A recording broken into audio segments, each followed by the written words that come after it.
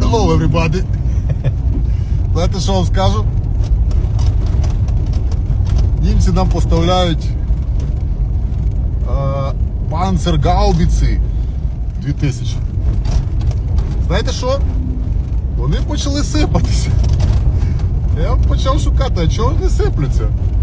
А виявляється, по німецьким стандартам інтенсивним приміненням тих приблуд є запуск 100 пострілів у день приблизно.